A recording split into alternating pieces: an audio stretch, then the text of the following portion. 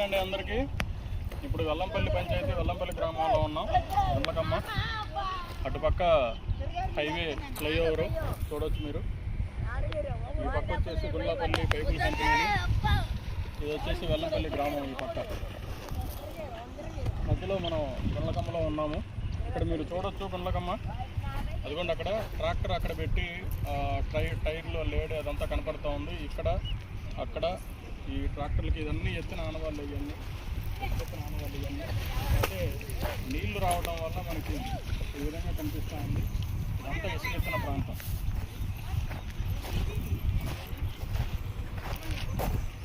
ఈ డౌన్ అంతా ఈ ఎక్కడెక్కడైతే నీళ్ళు వెళ్తున్నాయో ఇదంతా ఇవ్వండి. ఇక్కడ చూడండి,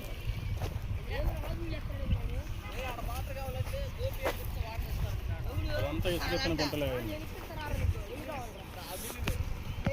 ఆ విధంగా ఎక్కడికక్కడ గుండ్లకమ్మని ఇసుకతోటి అక్రమంగా ఇసుక తోలుతా గుండ్లకమ్మని గుళ్ళ చేసేస్తున్నారు.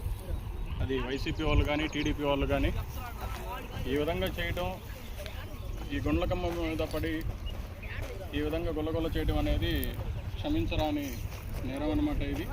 ఎందుకనంటే ఈ గుండ్లకమ్మను ఆధారంగా చేసుకొని చుట్టుపక్కల గ్రామాల ప్రజలు గేదెలను మేపుకుంటూ ఉంటారు. గేదెలకి అంటే వాటి ఒళ్ళు కడగటానికి కానీ వాటి ఇది ఇక్కడికే తోలుకొచ్చి చేసుకుంటూ ఉంటారు ప్రజలు.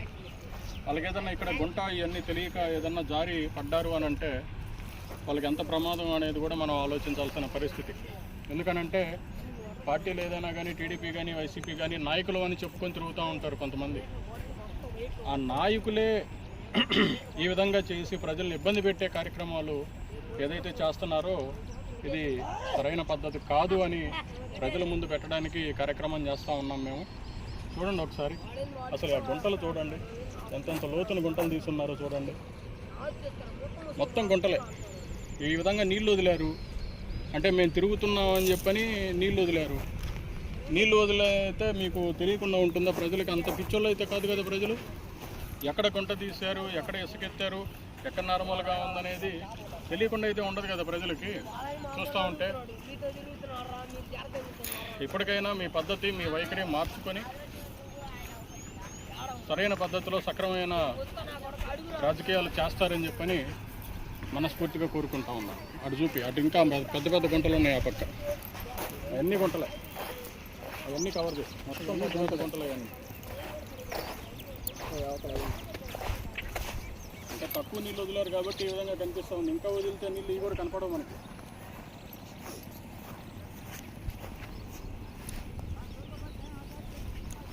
ట్రాక్టర్ వచ్చిన దారి ఇది.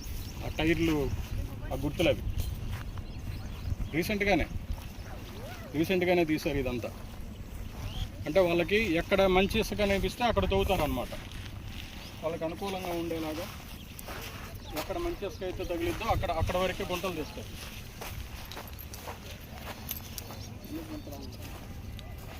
ఇదంతా ఇసుక తవ్వింది. అదిగోండి అక్కడ పెద్ద ఒక గుంటలు, మెరకలు అవన్నీ అక్కడ తవ్వి పెట్టారు అని అంటే అదంతా ఇక్కడ ఇసుక తవ్వారు అక్కడ. అది